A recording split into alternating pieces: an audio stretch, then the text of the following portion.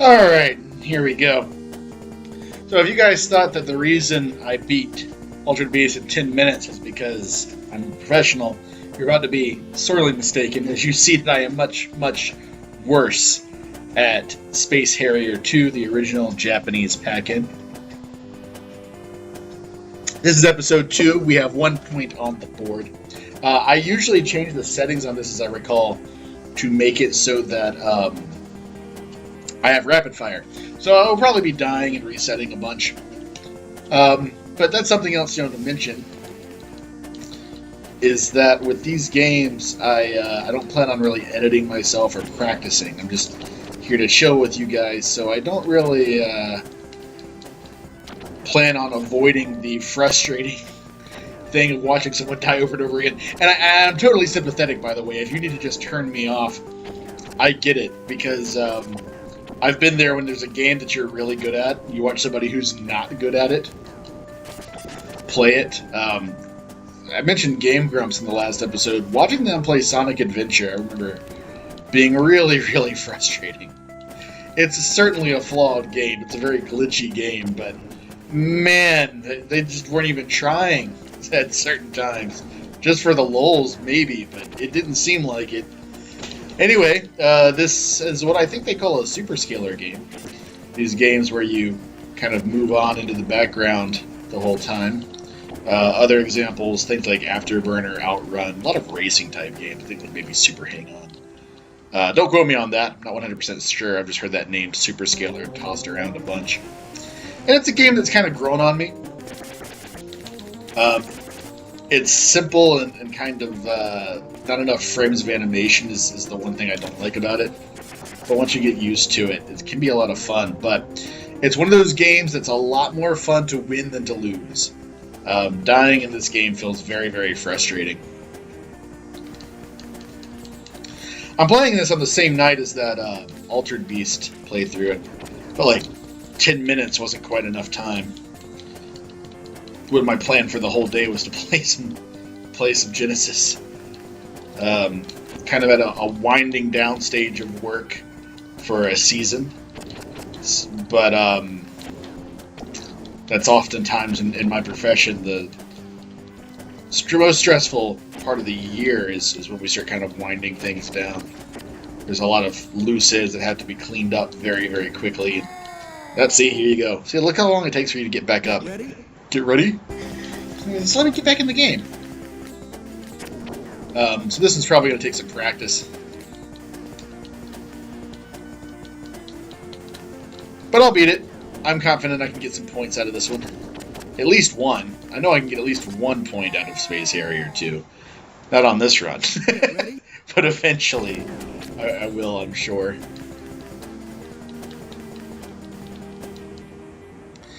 As I recall, the way I beat it previously was to go into the options, give myself rapid fire, and which it doesn't like drastically increase the speed of your projectiles or anything. It just makes it so you're not having to constantly press the button, which can just make things a little bit easier to concentrate on. And then I also remember not starting in the first level. I remember like starting at one of the later levels so that I could get those out of the way. Because you do all the levels no matter what. It goes in a loop. No matter what level you start on, you're going to do all of them. So I like to do the hardest levels first so that when I start getting a lot of extra lives, I end up going into the final boss with a ton of extra lives. But of course, you have to do different settings to get different points in my program. So like, I can do this kind of stuff, but at some point, playing it straight or changing the difficulty to something harder might be required if I want to get more points out of Space Harrier. I think, though, starting out, my plan is to just try to, get a point off of every game if possible, and I'm not sure that is possible. There's a couple of games from 1989 that I'm not so confident I could beat. I don't know how I would do it, and I try not to do, watching anybody else play, if I can at all help it. And if I'm like truly, genuinely stuck, I might. Like if there's something, I know there's like certain games where like the last part of it's like a labyrinth. That kind of stuff, it just feels kind of cheap, and I might look that stuff up. But in most situations, I don't like looking things up or watching somebody else beat it first to learn the strategy. I like trying to figure it out on my own if I can.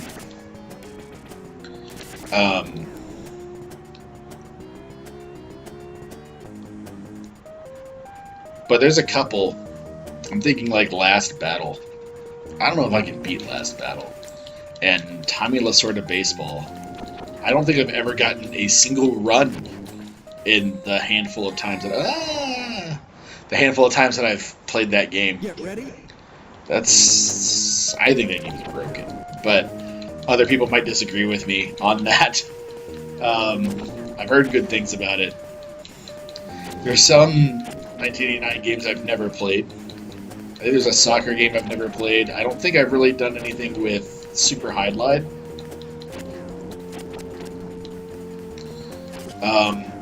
I've never beaten... Well, no, Phantasy Star 2 I found out recently. I thought that was an 89 game. But it turns out that's actually a 1990.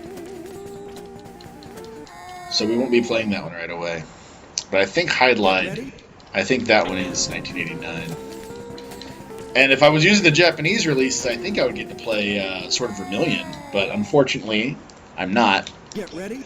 I thought about that for a while, too. About should I do the Japanese release dates because of where I'm at in the world.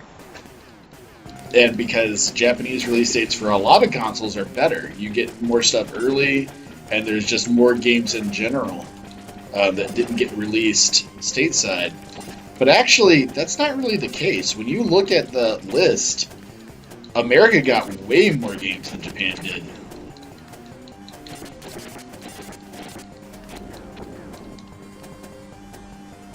Are we getting into a bonus area now? Yes. Yeah, America got quite a few more than Japan.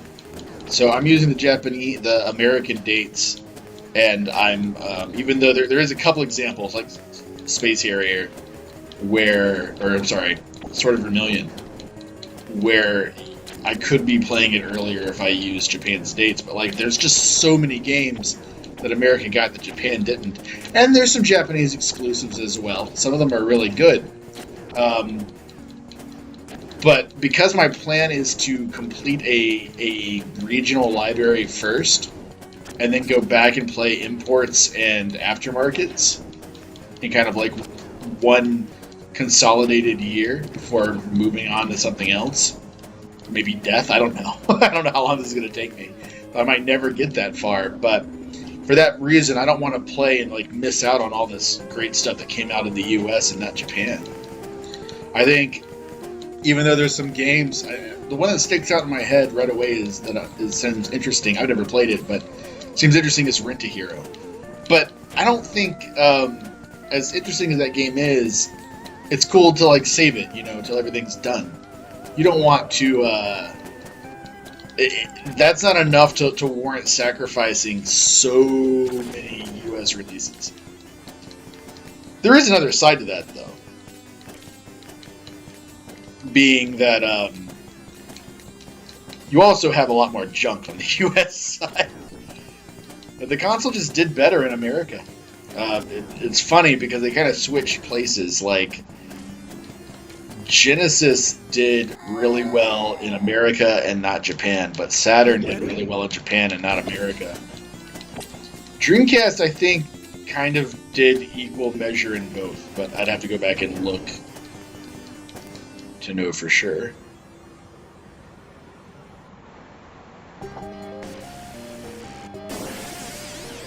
I'm trying to remember what this guy's pattern is. He might take me out a few times.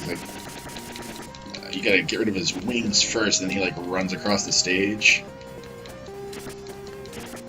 Yeah, but I think like sometimes he shoots and sometimes he doesn't. Yeah, there we go.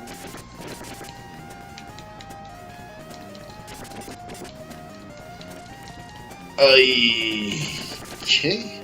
I have no delusions, though, about winning on this run. About beating the game on this run. I've only got 2 lives left already. There's no continues. Once you're gone on this one. Gain an extra life, which is nice, but it's not going to be enough to take me all the way to the end, I don't think. I gotta say, man, this, the Blastum shaders look really good. I had some trouble getting everything set up, and I'm still struggling. In some places.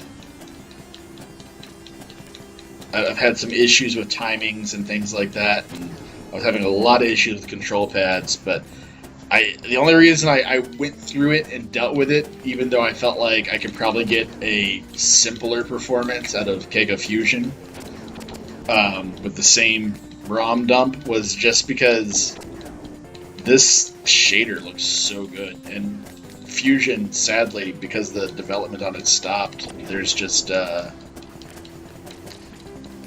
you can't really access the shaders anymore. Not in like full screen's broken, and it wasn't able to keep up with what Windows was doing. That seems to be the biggest issue with emulation, is that like every time there's a bunch of updates and stuff to an OS, or when an OS crosses over, everything stops working. We have to figure out how to make it all work again.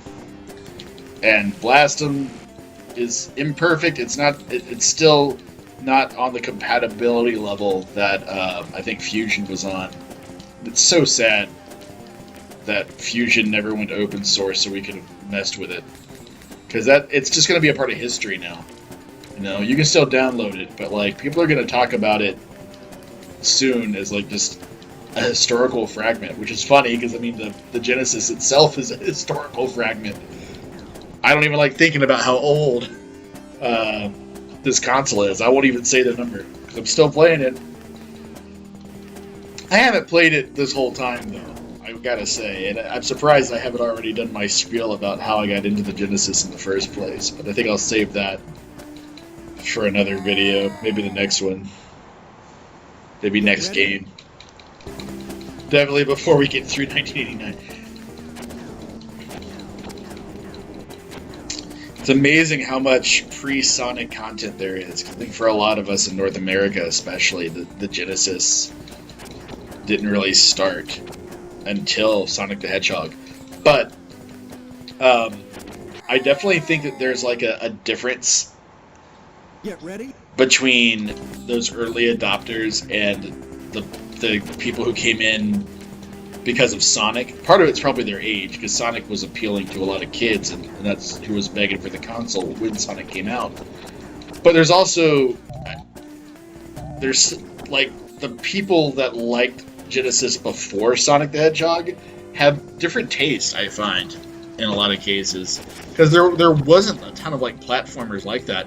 Probably the closest thing to Sonic the Hedgehog before Sonic the Hedgehog on the Genesis. I don't want to say Alex Kidd, because that game is A, terrible, and B, doesn't quite play like a normal platformer in a lot of ways. But I would say Castle of Illusion, starring Mickey Mouse, is probably the closest thing to Sonic the Hedgehog before Sonic the Hedgehog comes out that I can remember off the top of my head. And it's a good platformer. It's not similar to Sonic because of like the focus on speed. I love this boss. I do notice that I talk a lot about other games while playing a game. It's not that I have nothing to say about these, but I think part of it is that like I'm not trying to review the game, and I also know that this is probably not the last time I'm going to talk about any of these. I might die right here, I just realized. I have no lives left. She could do me in if she gets lucky on one of these shots. See, that was close.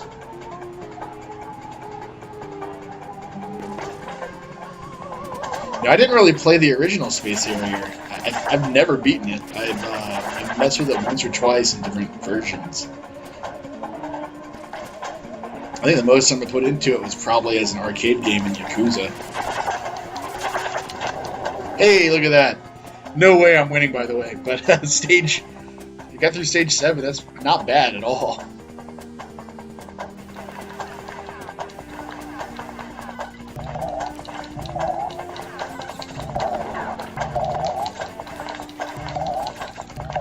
If I could get lucky and get one more life, it could maybe last a little bit longer. But I know I'm gonna need something to absorb some hits with. These games, you get points by shooting things, but a lot of these super scalers, you also get points just for like how far you go. Like you can see at the top right there, my score keeps going up because the further you go, the more your score goes up. And that score is what determines when you get extra lives. Which in a game like this, where it's one-hit deaths, no continues, that's also kind of like a life bar. There is no separate life bar.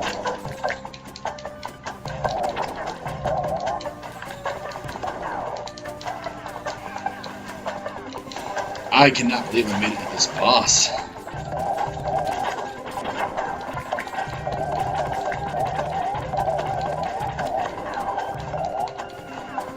Oh wow, okay. I forgot about that. You don't really even have to beat them. Bonus stage! Whoa, okay. I'm still don't think I'm gonna win, but I might make it a little further than I imagined if I can get some extras here. This is probably the furthest I've ever gotten though without having Rapid on, so I will say it bodes well for my next playthrough. I have some more confidence. But I don't think I'm going to play this one again right away. Like, I think I'm going to go through all the 9089 games, giving them, like, one play, and then go back and try to beat some more. And while it's not a rule, I would like to avoid doing points on 2 games back-to-back. So I don't want to get, like, another point in Altered Beast until I've beaten something else. Come on, give me some more. There's 2, 3. I think there's 12 levels, and I'm on 9. And they get tough. Oh my god, I walked right in. I thought they were enemies. I walked right into it. Get ready. Whoa, did everything just slow down for a second?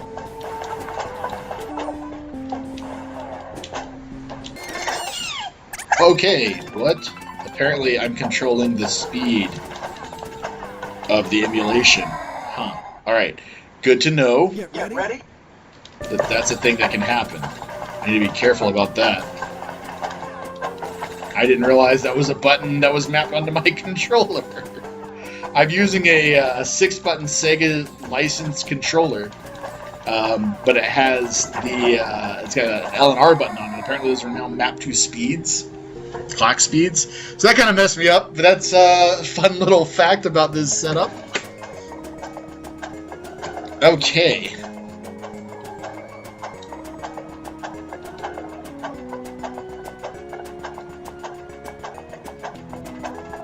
I don't know what I'm going to permanently put as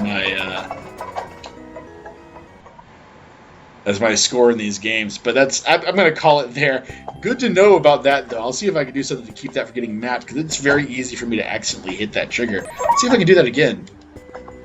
See, there you go. It's slow.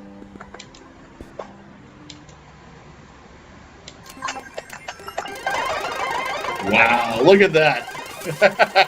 It's funny. That's not me controlling it, by the way. It's a demo of it.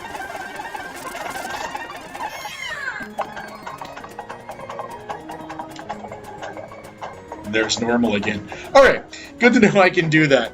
But I need to be careful not to, so I might try to like demap that somehow. So no new points today. Just that from this session, just that one. This was episode 2. 1 point on the board.